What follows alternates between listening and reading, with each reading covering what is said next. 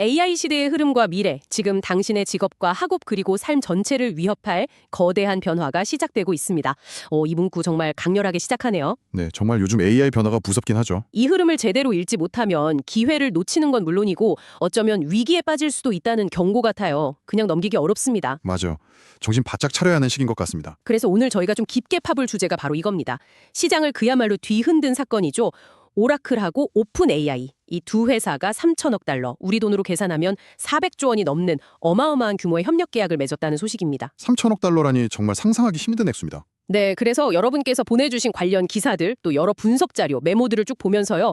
이 거대한 계약, 이 메가딜의 배경은 도대체 뭔지, 그리고 당사자인 오라클과 오픈 AI에게는 이게 또 어떤 의미가 있는지, 더 나아가서 이게 AI 시대의 미래, 또 우리가 앞으로 마주하게 될 헌설적인 문제들에 대해서 어떤 점들을 시사하는지 좀 깊이 있게 이야기 나눠보려고 합니다. 좋습니다. 한번 파헤쳐보죠. 네, 이번 주에 딱 발표가 됐죠. 오라클과 오픈 AI가 5년간 3천억 달러 규모 계약을 맺었다. 이 소식에 월가는 물론이고 전 세계 기술업계가 발칵 뒤집혔습니다. 연간 600억 달러잖아요. 그렇죠. 연 600억 달러면 정말 상상하기 어려운 수준인데, 근데 재미있는 건 저희가 받은 자료들을 이렇게 쭉 종합해 보니까 전문가들은 이게 갑자기 터진 사건이라기보다는 오히려 예견된 수순에 가깝다 이렇게 보고 있더라고요. 네, 맞아요. 그럴 만한 이유가 있습니다. 단순히 금액 규모만 볼 게 아니라 그 안에 숨겨진 전략적인 의미가 훨씬 더 중요하다. 이런 분석인 거죠. 그렇습니다. 특히 오픈 AI 입장에서 보면요. 이번 계약은 그들의 기술적인 야망, 이게 얼마나 큰지, 그리고 그걸 이루기 위해서 얼마나 막대한 자원, 특히 컴퓨팅 파워가 필요한지를 아주 명확하게 보여주는 사례예요. 그야말로 컴퓨팅 파워에 대한 식욕이 엄청나다는 거죠. 식욕이라 재밌는 표현이네요. 자료에 따르면 오픈 AI는 이미 연간 수십억 달러, 우리 돈으로 수조 원이죠. 이 정도 현금을 계속 쓰면서 모델 개발하고 운영해 왔거든요. 이미 적자 상태였다는 거죠. 네, 이미 엄청난 적자를 감수하고 있는 상황이었어요. 그런데 여기에 추가로 연간 6천억 달러, 이 천문학적인 비용을 오라클 클라우드 인프라에 쓰기로 결정했다는 건 그만큼 최첨단 AI 개발을 위한 대규모 연산 능력이 얼마나 절실하고 또 시급한 문제인지를 보여주는 겁니다. 그 정도군요. 사실 오픈 AI가 이미 그 반도체 설계 회사 브로드컴하고 손잡고 100억 달러, 한 14조 원 정도 되는 AI 칩 개발 프로젝트도 하고 있었잖아요. 네, 자체 칩 개발도 추진 중이었죠. 그렇죠. 자체 하드웨어 역량까지 가지려고 했던 건데 그거랑은 또 별개로 오라클하고 이번 계약을 한 거예요. 앞으로 5년간 매년 6천억 달러씩 총 3천억 달러를 오라클 클라우드에 쏟아붓기로. 이건 브로드컴이랑 하던 칩 개발 투자 규모를 훨씬 뛰어넘는 액수고, 이걸 보면 오픈 AI가 지금 당장 컴퓨팅 자원 확보하는 게 얼마나 심각한 문제인지 알 수 있는 거죠. 정말 절박함이 느껴지네요. 여기서 우리가 좀 주목해야 할 점은 이 계약이 단순히 오픈 AI 돈 많다 이걸 보여주는 걸 넘어서요. 이 최첨단 인공지능, 특히 AGI, 일반 인공지능을 향한 경쟁이 얼마나 자원집약적인 싸움인지를 상징적으로 보여준다는 겁니다. 모델 성능 조금이라도 더 올리려고 더 빠르고 안정적인 서비스 제공하려고 필요한 컴퓨팅 파워 규모가 정말 기하급수적으로 늘어나고 있다는 현실, 이걸 이번 계약이 아주 명확히 보여주고 있는 거죠. 네, 오픈 AI의 절박함, 그리고 AI 경쟁의 현실을 보여주는 상징적인 계약이다. 그런 말씀이신데, 근데 여기서 많은 사람들이 좀 고개를 갸웃하게 만드는 지점이 또 있어요. 바로 오라클이라는 이름 때문입니다. 그렇죠. 오라클. 솔직히 말해서 오라클하면 강력한 데이터베이스 소프트웨어 회사, 이런 이미지가 강하잖아요. 클라우드 시장에서는 아마존 AWS, 마이크로소프트 애저, 구글 클라우드, 이른바 빅3에 비해서는 좀 뒤처진, 어쩌면 약간 한물간 거인 아니냐, 이런 인식도 없지 않았거든요. 네, 그런 시각이 분명히 있었죠. 어떻게 그런 오라클이 오픈 AI라는 이 AI 선두주자의 핵심 파트너로 딱 뽑힐 수 있었을까? 그냥 운이 좋았던 걸까요? 운만은 아니라고 봅니다. 그런데 저희가 받은 자료들은 이런 일반적인 생각에 아주 강하게 반박을 해요. 오라클이 절대 과거의 유물이 아니다. 특히 어떤 특정 영역에서는 여전히 엄청난 기술력과 인프라를 가지고 있다는 점을 강조하더라고요. 네, 그 부분이 중요합니다.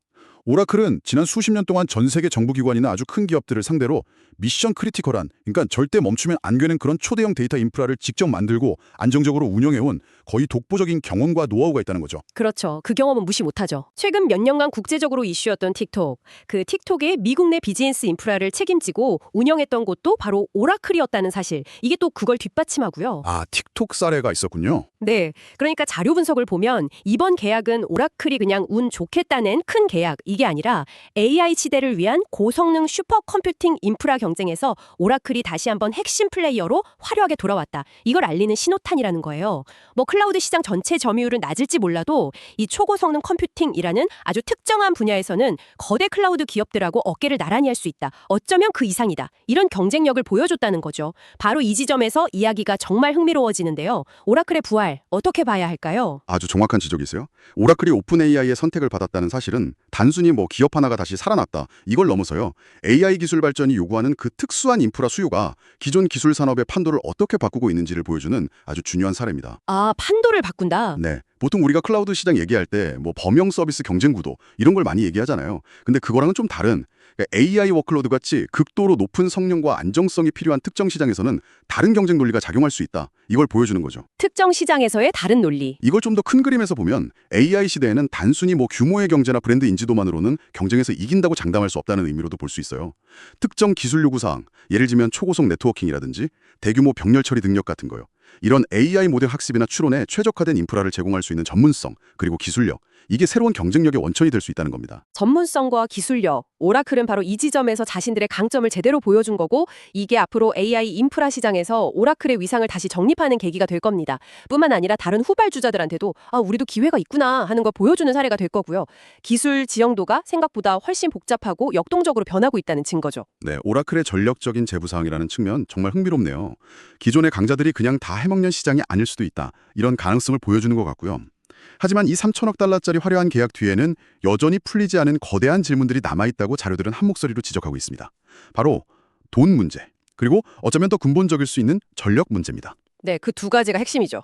돈과 전기. 첫 번째, 오픈 AI가 연간 600억 달러, 우리 돈으로 80조 원이 넘는 이 어마어마한 비용을 과연 어떻게 감당할 거냐는 문제죠. 그렇죠. 아까도 말씀하셨지만 이미 매년 수조 원씩 현금을 쓰고 있는 상황인데 여기에 이 추가 지출은 회사 재정에 엄청난 부담이 될 수밖에 없어요. 물론 마이크로소프트라는 든든한 후원자가 있긴 하지만 네, MS가 있긴 하지만 이 정도 규모의 지출을 계속 감당하려면 결국엔 수익 모델을 혁신하든지 아니면 추가로 대규모 투자를 받아야 할 텐데 그 구체적인 계획은 아직 좀 불투명하다 이런 지적이 많아요. 맞아요. 그 부분은 아직 베일에 쌓여 있죠. 그리고 두 번째 문제, 이건 어쩌면 더 심각하고 해결하기 어려운 문제일 수도 있습니다. 바로 전력입니다. 전력 문제 정말 중요합니다. 자료에 따르면 이 계약을 통해서 만들 AI 슈퍼컴퓨팅 인프라를 돌리려면 무려 4.5 기가와트 GW 이 정도 전력이 필요할 걸로 예상된대요.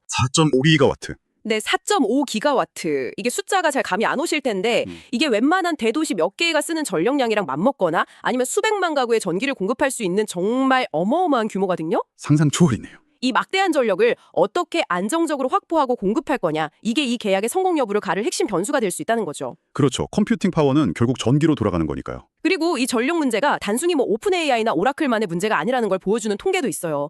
저희가 받은 자료에 인용된 연구 결과를 보니까 AI 기술이 막 퍼지면서 미국 내 데이터 센터가 쓰는 전력량이 폭발적으로 늘어나서 2040년쯤 되면 미국 전체 전력 소비량의 14%에 달할 거다. 이런 충격적인 전망도 있더라고요. 14%요?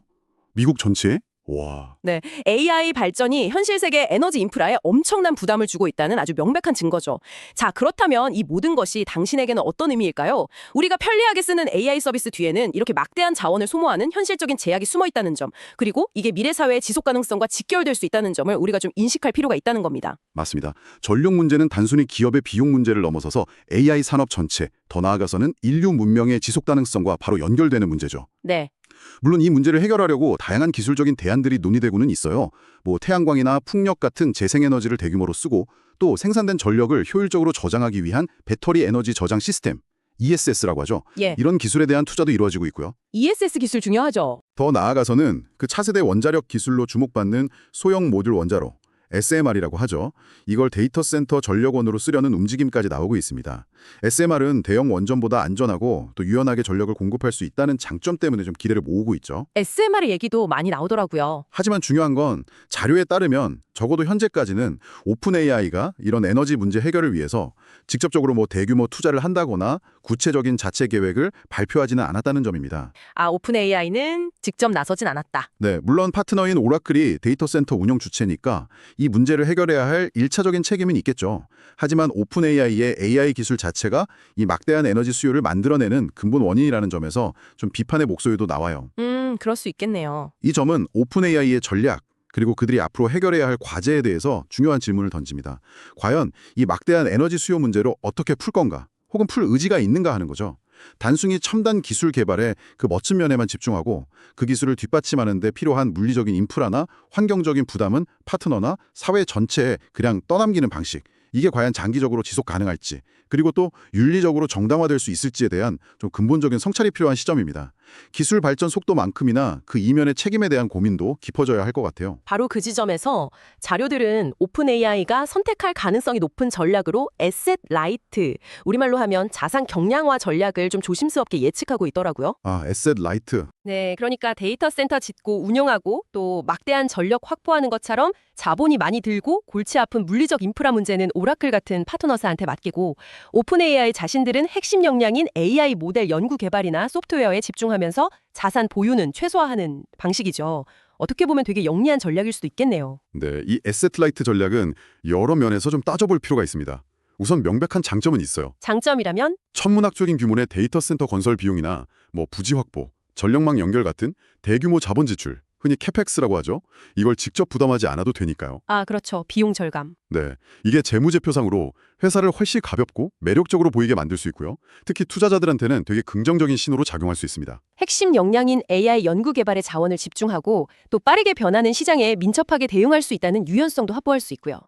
장점은 분명하나요? 하지만 이 전략에는 동전의 양면처럼 명확한 단점, 그리고 그 안에 숨겨진 위험도 존재합니다. 위험이라면 어떤 걸까요? 가장 큰 위험은 오픈 AI의 미래, 그러니까 서비스의 안정성이나 확장성, 심지어 기술 개발 로드맵 자체가 전적으로 오라클 같은 파트너사들의 역량에 크게 좌우된다는 점이에요. 아, 파트너 의존성 문제군요. 그렇죠.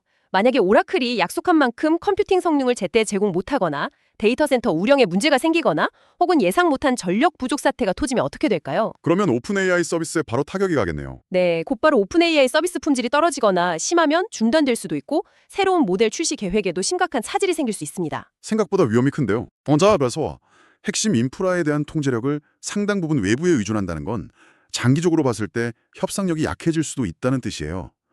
오라클 같은 파트너가 사실상 오픈 AI의 생명줄을 쥐게 되는 셈이니까요. 생명줄이라. 이건 잠재적인 병목 현상이 될 수도 있고 오픈 AI의 지속 가능한 성장을 위협할 수 있는 구조적인 위험 요인이 될 수 있습니다. 결국 에셋 라이트는 단기적인 재무적 이점과 운영의 유연성을 얻는 대신에 핵심 인프라에 대한 통제력과 장기적인 안정성을 일정 부분 포기하는 일종의 트레이드오프라고 볼 수 있는 거죠. 이 선택이 미래에 어떤 결과를 가져올지는 좀 더 지켜봐야 할 것 같습니다. 그렇군요. 에셋 라이트 전략이 가진 명암이 아주 뚜렷하네요. 결국 정리를 좀 해보면 이 3천억 달러짜리 초대형 계약은 단순히 오픈 AI와 오라클이라는 두 기업 간의 비즈니스 거래, 이걸 훨씬 넘어서는 아주 깊은 의미를 가지고 있다는 거네요. 네, 그렇습니다. 저희가 받은 자료들의 결론을 다시 한번 짚어보면 이 계약은 인공지능이라는 이 거대한 기술 쓰나미가 단순히 기술 산업의 지형도만 바꾸는 게 아니라 에너지 수급 구조, 자본의 흐름, 더 나아가서는 세계 경제 구조 자체를 근본적으로 어떻게 재편하고 있는지를 보여주는 매우 중요한 지표, 바로미터라는 것입니다. 맞습니다. AI 시대의 변화 속도는 정말이지 우리의 예상을 뛰어넘어서 계속 빨라지고 있어요. 오늘 우리가 같이 본 오라클 오픈 AI 협력 사례처럼 불과 몇 년 전만 해도 상상하기 어려운 규모의 거래가 막 이루어지고 어제의 경쟁자가 오늘의 꼭 필요한 파트너가 되기도 하고 또 예상치 못했던 기업이 AI 혁명의 핵심 플레이어로 갑자기 떠오르기도 하고요. 정말 정신없이 돌아가죠. 이런 역동적인 변화 속에서 중요한 건 단순히 겉으로 보이는 기술 발전만 따라가는 게 아니라 그 이면에 작동하는 거대한 구조적인 변화들, 그리고 새롭게 떠오르는 도전 과제들, 예를 들어 오늘 얘기 나눈 컴퓨팅 자원의 한계라든지 전력 문제, 그리고 이런 새로운 형태의 기업 간의 의존성 같은 문제들을 깊게 있게 이해하고 좀 성찰하는 자세가 필요하다는 겁니다. 네, 성찰이 중요하죠. 이런 흐름을 제대로 읽고 그 의미를 파악하면서 변화에 능동적으로 대응하는 것, 이게 바로 불확실한 미래를 준비하는 핵심 역량이 될 겁니다. 핵심 역량. 자, 오늘 저희가 함께 나눈 이야기들을 바탕으로 당신께서 한번 깊이 생각해 보실 만한 질문을 하나 던지면서 마무리할까 합니다. 네, 좋습니다. 오픈 AI는 인류의 미래를 바꿀 수도 있는 최첨단 AI 기술을 개발하기 위해 정말 상상 초월의 컴퓨팅 자원과 전력을 필요로 합니다. 그런데 동시에 에셋 라이트라는 전략적 선택을 통해서 이런 핵심 인프라 구축과 운영, 그리고 가장 골치 아픈 전력 확보 문제를 오라클 같은 외부 파트너에게 크게 의존하고 있어요. 네, 그 의존성이 핵심이죠. 만약에요, 이 핵심 파트너십 안에서 예를 들어 오라클의 데이터 센터 확장이 생각보다 더 더뎌진다거나 아니면 전 세계적인 에너지 위기 같은 걸로 안정적인 전력 공급에 예상치 못한 심각한 차질이 발생한다면 그것이 과연 오픈 AI를 필두로 한 첨단 AI 기술의 발전 속도에 어떤 영향을 미치게 될까요? 더 나아가서 AI 기술이 우리 사회와 일상에 퍼져나가는 속도나 방식 자체는 또 어떻게 달라질 수 있을까요? 이처럼 특정 파트너에 대한 극단적인 의존성이 가져올 수 있는 파급 효과, 그리고 그것이 장기적으로 기술 혁신의 방향과 생태계 전반에 미칠 영향에 대해 한번 진지하게 고민해 보시면 좋겠습니다.